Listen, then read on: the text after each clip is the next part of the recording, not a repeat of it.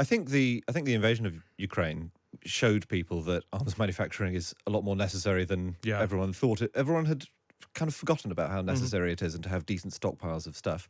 I think there is an argument that Russia might theoretically test NATO in the next few years. I know that a lot of people who know better than me about it are concerned about that. Britain is now on a war footing. So said Rishi Sunak this week in Poland, pledging more support for Ukraine. But of course, not just for Ukraine, because he also promised to boost defence spending generally to 2.5% of GDP. As important, but sort of neglected in the coverage, he is the drive as well to get more domestic defence investment by declaring it ethical, meaning ethical investment will no longer avoid defence investment. Which I mean, I guess if we're going to be buying it anywhere, it's not particularly ethical to be buying it from elsewhere rather than here. Matthew, is this political tub thumping, or is it, considering the state of the world, really, really wise government?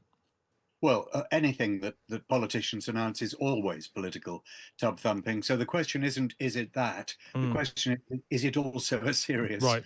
proposal? And I think it is. And I don't think 2.5% is enough, looking at the state of Europe and what's happening with Russia and worries about China. I would have thought 3%, which is below what many European countries used to spend during the Cold War. I would have thought 3% was right, but no, 2%, 2.5% is absolutely right.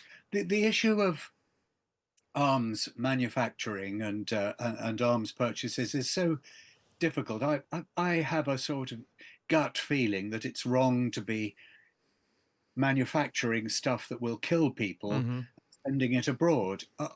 On the other hand, somebody's got to manufacture the stuff, and if we don't manufacture it, someone else will, and we have to import stuff ourselves. So I think the intellectual case for the arms trade is quite strong, but I find the emotional case quite difficult. Yeah, no, I understand that very well. Well, Andrew, we'll talk about the arms trade generally in a moment, and that aspect of it. But just the defence thing, I sort of viscerally feel that this seems right. The world seems like a very dangerous place. But there's also this nagging argument that you keep seeing that, look, Russia is supposedly the massive threat, but it hasn't even conquered Ukraine. So it's not going to conquer us, taking out Poland, France and Germany on the way. I mean, I suppose that's an argument. I think the invasion of Ukraine showed people that arms manufacturing is a lot more necessary than everyone thought. Everyone had kind of forgotten about how necessary it is and to have decent stockpiles of stuff. I think there is an argument that Russia might theoretically test NATO in the next few years. I know that a lot of people who know better than me about it are concerned about that. I have no qualification to talk about what percentage of GDP is best to spend on defence. What is interesting? Just wing it. That's fine. Looking at the announcement, it's that I believe Sunak said it would be funded by cutting 70,000 jobs from the civil service, which is interesting because those jobs would mostly have to be cut from various unprotected areas courts, prisons. I mean, local government, all of which are already looking pretty thin. Yeah. All of which are not thriving. So I think it is a good idea to spend more on defence. It's an important part of what being a government is.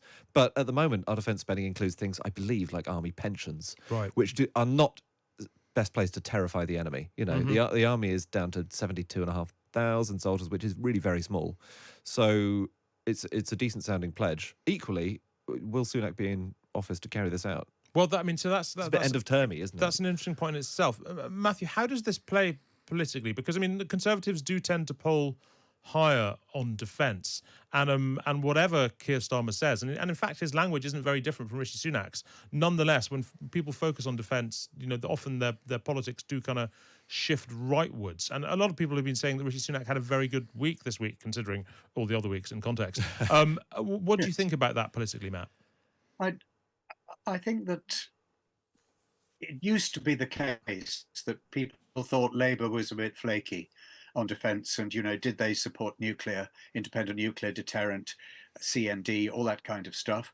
I don't think that's true any longer. I don't think many people would be worried that Labour is soft on defence. But the point you made just a moment ago interests me. Why are we still talking about what the Tories say they're going to do? They're only here for a few weeks, a few months. more. We should only be interested now in what the Labour Party are going to do, because they're almost certainly going to be the next government, and pretty soon. Yeah, well, I mean, I get that it's sort of it's quite hard for political coverage to work like that. But I do absolutely take your point. Look on oh, sorry, Andrew, you were going to say something. Well, I'd be interested also, and I know that the PM's job is to make big ticket announcements about things like overall spending, but I'd love to know what could be done about recruitment and procurement, both of which are in a pretty sticky state. If you try and join the army, it takes a long time, and it often doesn't work, and people give up halfway through the process, get a job elsewhere.